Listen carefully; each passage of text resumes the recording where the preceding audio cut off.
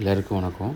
இந்த எஸ்ஐஆரில் கொடுக்குற கணக்கீட்டு படிவம் எனுமரேஷன் ஃபார்ம் ஃபில்அப் பண்ணுறதுக்குலாம் ரொம்ப கஷ்டப்படுறாங்க.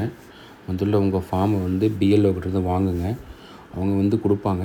3 டைம்ஸ் வீட்டுக்கு கொடுப்பாங்க. அப்படி இல்லைன்னா நீங்களே போய் வாங்கிடுங்க. உங்கள் வீட்டில் உள்ள எல்லாத்துக்கும் எந்த பூத்துன்னு கண்டுபிடிச்சி தான் பிஎல்ஓ கண்டுபிடிக்க முடியும். அதை கொண்டு போய்ட்டு நீங்கள் செக் பண்ணி வாங்கிடுங்க.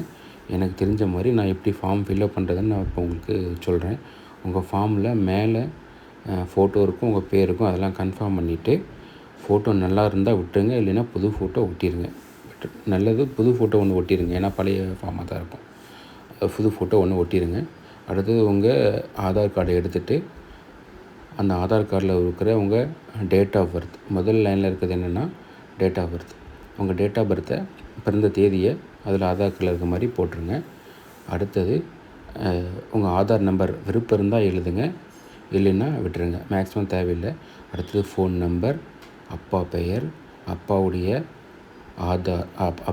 Voter ID. இப்போ 2025 உள்ள ஓட்டர் ஐடி மேலே இருக்கிற இந்த ஃபார்மில் 2025 டேட்டா மட்டும்தான் இருக்கணும், சரியா? அடுத்தது அம்மா பேர், அம்மாவுடைய ஓட்டர் ஐடி. அடுத்தது ஒய்ஃப் பேர், ஒய்ஃபுடைய இப்போ இருக்கிற ஓட்டர் ஐடி. ஆணாக இருந்தால் பெண்ணாக இருந்தால் ஆண். ஒய்ஃப் ஃபார்மாக இருந்தால் ஆண். ஓகேங்களா? இப்போ இந்த கீழே இருக்க 2 பார்த்திங்களா, இடது பக்கம் ஒன்று, அடுத்து வலது பக்கம் ஒன்று இருக்குல்ல. இடது பக்கம் இருக்கிறது 2002 லிஸ்ட்டில் இருக்கவங்களுக்கு மட்டும்தான் இருக்கும். வலது பக்கம் இருக்கிறவங்களுக்கு 2002 லிஸ்ட்டில் பேர் இல்லைன்னா இல்லாதவங்களுக்கு இருக்கும். சரிங்களா? 2002 இருந்தால், அதாவது குறைஞ்ச 43 வயசுக்கு மேலே இருக்கவங்களுக்கு மட்டும்தான் அது இருக்கும்.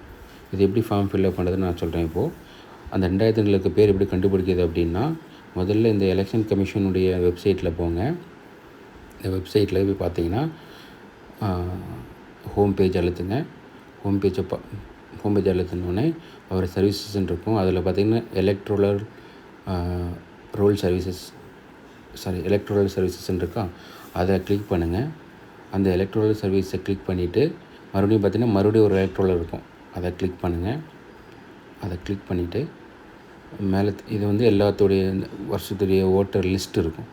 கீழே வந்தீங்கன்னா, மேலே தள்ளி விட்டு கீழே வந்தீங்கன்னா 2002 அப்போ எஸ்ஐஆர் எடுத்தாங்க, அந்த 2002 ஓட்டர் லிஸ்ட்டு இருக்குது. இதுதான் முக்கியம். இதுதான் கடைசியாக சிறப்பு தீவிர திருத்தம் பண்ண லிஸ்ட்டு. இந்த லிஸ்ட்டில் நீங்கள் என்ன பண்ணணுன்னா, நீங்கள் 2002 எங்கே இருந்தீங்க, எந்த ஊரில் இருந்தீங்க, இதே ஊரில் இருந்தால் கொஞ்சம் பிரச்சனை இல்லை. வேறு ஊரில் வேறு டிஸ்ட்ரிக்டில் இருந்தீங்கன்னா எந்த டிஸ்ட்ரிக்டில் இருந்தீங்க அந்த டிஸ்ட்ரிக்டை போட்டு அந்த லிஸ்ட்டில் உங்கள் பேர் இருக்கான்னு கண்டுபிடிக்கணும். அதுதான் இம்பார்ட்டன்ட். லோக்கலில் இருந்தால் பிஎல்ஓ அவங்களே மேப் பண்ணியிருப்பாங்க. இல்லாதவங்கள நம்ம தான் கண்டுபிடிச்சி கொடுக்கணும். அதுக்கு என்ன பண்ணணுன்னா, முதல்ல டிஸ்ட்ரிக்கு, பேர், இது சட்டமன்ற தொகுதி, அப்புறம் நீங்கள் எங்கே ஓட்டு போட்டீங்கிறத கண்டுபிடிக்கணும். கொஞ்சம் கஷ்டமாக தான் இருக்கும், ஒவ்வொன்றா கண்டுபிடிங்க. இப்போ சப்போஸ் உங்கள் ஊர் தெரிஞ்சதுன்னா அந்த ஸ்கூலில் 2-3 பூத்து இருக்கும், அந்த பூத்தை போட்டு இந்த நம்பரை கொடுங்க. கொடுத்தீங்கன்னா என்ன ஆகுனா, ஒரு பிடிஎஃப் வரும். அந்த 2002 உள்ள லிஸ்ட்டு, அந்த பர்டிகுலர் பூத்துடைய ஓட்டர் லிஸ்ட் நம்மளுக்கு கைக்கு வரும். இப்போ பார்த்திங்கன்னா, இப்போ நான் ஒரு சட்டமன்ற தொகுதி 2002 99ங்கிற வார்டுள்ள ஒரு சட்டமன்ற தொகுதி எடுத்திருக்கேன். அதாவது நாகர்கோவில் சட்டமன்ற தொகுதியில் 99வது பூத்துள்ள ஒரு இது எடுத்திருக்கேன். இதில் அவங்க பேர், அவங்க உறவு முறை, அந்த உறவினர் பெயர், வயது, ஆணா பெண்ணா, அவங்களுடைய ஓட்டர் நம்பர் இதெல்லாம் இருக்கும். ஓட்டம் இருந்தால் இருக்கும். நான் இப்போ ஒருத்தரை கண்டுபிடிச்சிருக்கேன், யாருன்னா மனோகரன் அப்படின்ட்டு. அவங்களுடைய லிஸ்ட்டு, ஏன்னா அந்த ஃபார்ம் தான் நான் ஃபில்அப் பண்ண போகிறேன். இது ஒரு டம்மி ஃபார்ம் தான், இருந்தாலும் ஒரு எக்ஸாம்பிளுக்காக நான் உங்களுக்கு சொல்கிறேன். அவருடைய பேர், அவருடைய வீட்டு நம்பரு, உறவுமுறை, உறவினர் எல்லாத்தையும் நான் எடுத்திருக்கேன். சரிங்களா? 2002 அவங்க பேர் இருக்குது. இது 229 சட்டமன்ற தொகுதி 99ங்கிற ஒரு வார்டு. ஓகே, இப்போ அவங்களுக்கு எழுதுகிறேன் பாருங்கள். ஏன்னா இந்த ஃபார்ம் அவங்களுடைய ஃபார்ம் தான். எக்ஸாம்பிளுக்கு அந்த ஃபார்ம் அவங்க ஃபார்ம் தான். இப்போ மேலே மனோகரன் எழுதிட்டேன். அவங்களுடைய ஓட்டர் ஐடி நம்பர் அன்னைக்கு இருந்துச்சுன்னா அதை எழுதுங்க ஓட்டர் ஐடியில். ஏன்னா இங்கே பார்த்திங்கன்னா அவங்களுடைய ஓட்டர் ஐடி நம்பர் இல்லை, அதனால் தேவையில்லை. இருந்தால் எழுதிடுங்க. அடுத்து அவருடைய உறவினர் பெயர் என்ன அப்படின்னா, உறவினர் பெயர் தான் நல்ல பெருமாள். உறவினர் பெயரை மனோகரங்கிறது ஓட்டர். இப்போ இந்த ஃபார்ம் உள்ளவருடைய உறவினர் பெயர் நல்ல பெருமாள். அப்பான்னா அப்பா, சப்போஸ் ஒய்ஃப் இருந்தால் ஒய்ஃபு, அப்படின்னா மாறி எழுதுங்க. சரிங்களா? மீதி இருக்கலாம் ஈஸி. உறவினர் பெயர், உறவினர்னால் தந்தை, அப்புறம் சட்டமன்ற தொகுதி, அப்புறம் பாகம் எண். இதை முதல்ல பேரை கண்டுபிடிக்கிறது கஷ்டம். கண்டுபிடிச்சிட்டிங்கன்னா என்ன தொகுதி, என்ன பாகம் அப்படிங்கிறத நம்ம ஈஸியாக இதில் ஃபில்அப் பண்ணிடலாம். மேலே இருக்கிறவருடைய பேர் தான் அந்த அதாவது இவங்க வந்து ஒரு 87 88 கேல பிறந்தும் அந்த 2002 அவங்க ஓட்டர் லிஸ்ட் இருந்தால் மட்டும்தான் இங்கே வரும். இல்லைன்னா இந்த ரைட் சைடில் வந்துடும். அதாவது இந்த ஃபார்ம் 2002 உங்கள் ஓட்டர் லிஸ்ட்டில் உங்கள் பேர் இல்லைன்னா இந்த லெஃப்ட்டை ஃபில்லப் பண்ண முடியாது, ரைட்டு தான் ஃபில்லப் பண்ணணும்.